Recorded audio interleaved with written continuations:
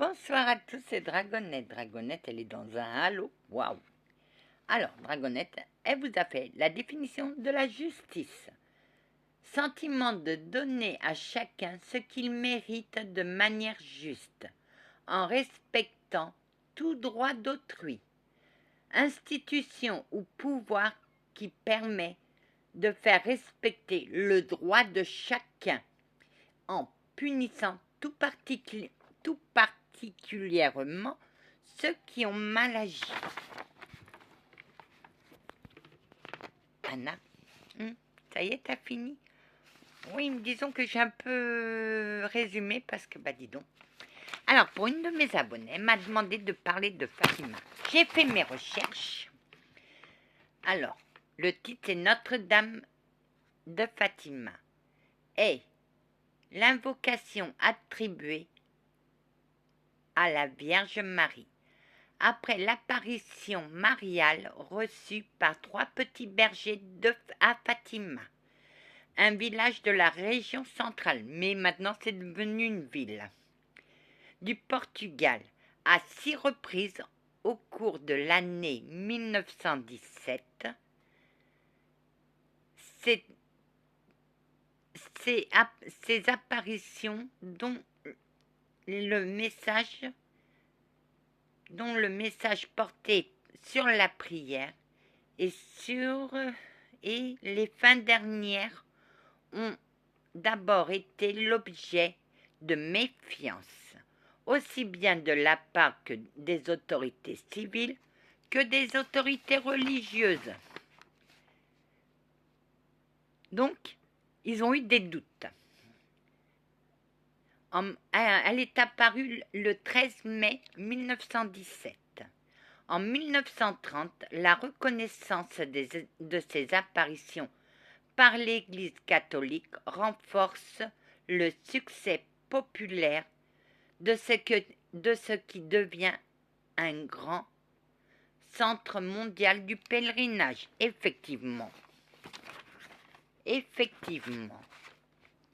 C'est un lieu de pèlerinage où on promet à la Vierge Marie des bijoux de famille, de faire le tour d'un circuit à genoux, ou bien de mettre des cierges. Et toi, Anna? Moi, je préfère mettre des cierges.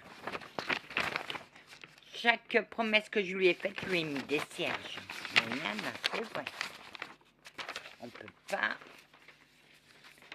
mentir. Attends. Voilà. Pèlerinage. Elle a fait aux 3 petits pasteurs qui sont Lucie, François et Jacinthe. Les apparitions à Fatima sont au nombre de 6 et débutent le 13 mai 1917. Les petits bergers voient une dame toute vêtue en blanc. Et cette dame serait donc apparue à 3 petits bergers, Lucie, François, Jacinthe, leur demandant de revenir le mois suivant pour prier. De mois en mois, les bergers affirment que l'apparition se reproduit et sont accompagnés par une foule de plus en plus nombreuse, jusqu'à l'apparition du 13 octobre 1917, où des croyants et des curieux, évidemment il y a toujours des curieux, se présentent pour le miracle qui aurait été fait par la Vierge Marie. Il se serait produit alors dans le ciel un phénomène lumineux appelé le miracle du soleil ou la danse du soleil. Parmi les observateurs, il y aurait eu des universitaires, des non-croyants, des personnes présentes lors de ces phénomènes non explicables. Nombreux sont ceux qui, cependant, ont contesté l'authenticité du phénomène décrit par les témoins. Évidemment, il y en a toujours qui ne croient pas. L'apparition fut reconnue en 1930 par l'évêque de Leiria. Alors, François et Jacinthe meurt de la grippe espagnole en 1919 et 20. Lucie est entrée au couvent de Coimbra, décédée en 2005. Lucie, seule survivante, révèle les 2 premières parties en 1942. Vision de l'enfer. Lucie évoque des démons et les âmes dévorées par les flammes de terreur et de douleur. Ah bah ça, je peux vous garantir, je les ai bien entendus. Marie dit aux enfants qu'elle les emmènerait au ciel. Pour sauver les âmes promises à l'enfer, établir dans le monde la dévotion de son cœur immaculé. Pendant ce temps-là, l'Europe est à feu et à sang. Le deuxième secret, consécration de la Russie. Le deuxième message, la Russie finira par être consacrée et elle se convertira à l'humanité, bénéficiera d'une période de paix. N'oublions pas qu'on était en 1942 et que la Russie est entrée en guerre aussi. Staline avait fait un pacte avec Hitler pour non-agression et Hitler s'est dit « et si j'envahissais la Russie ?» Et il a fait caduc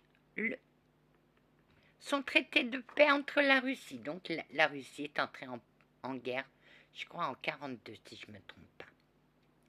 Troisième secret, description du jugement dernier, une montagne abrupte et des membres de l'église morts ici-là sur toute la montagne.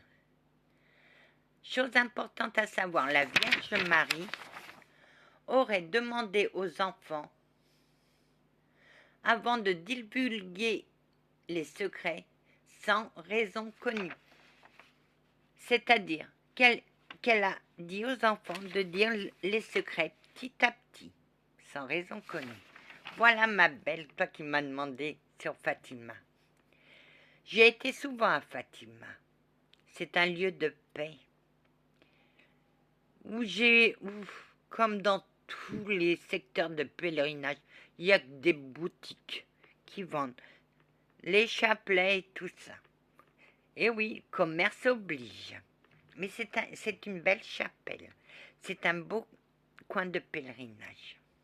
Anna, quand je suis... Excuse-moi, Anna.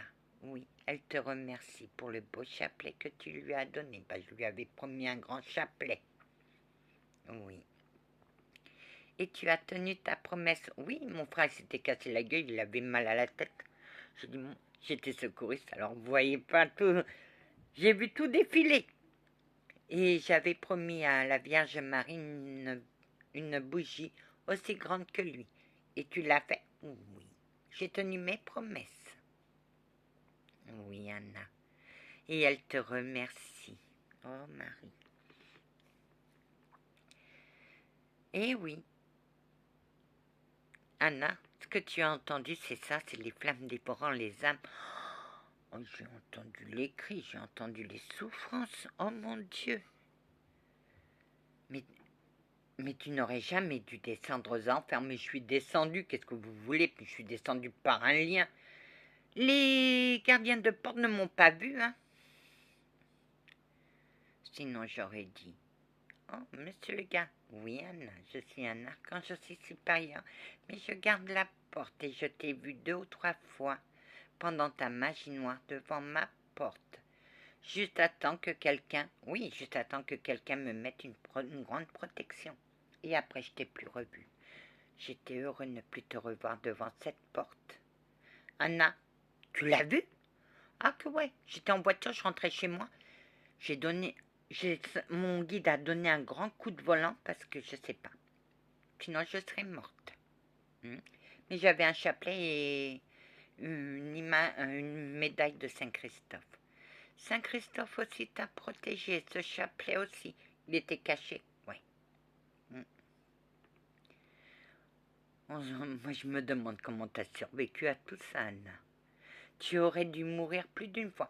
Et je suis toujours là pour embêter tout le monde. Oh que oui. Anna, Ça y est, c'est fini. C'est fini. Hervé, je t'aime beaucoup.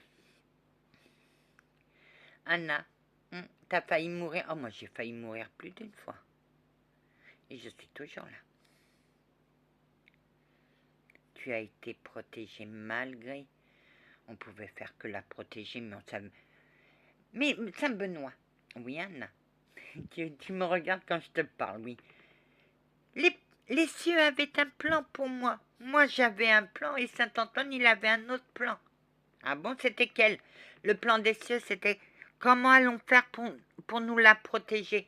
Le plan de Saint-Antoine, c'est envoyons-lui des protecteurs humains. Et toi, ton plan? Comment je vais faire pour m'en sortir? Et tu t'es sorti de là, ma belle.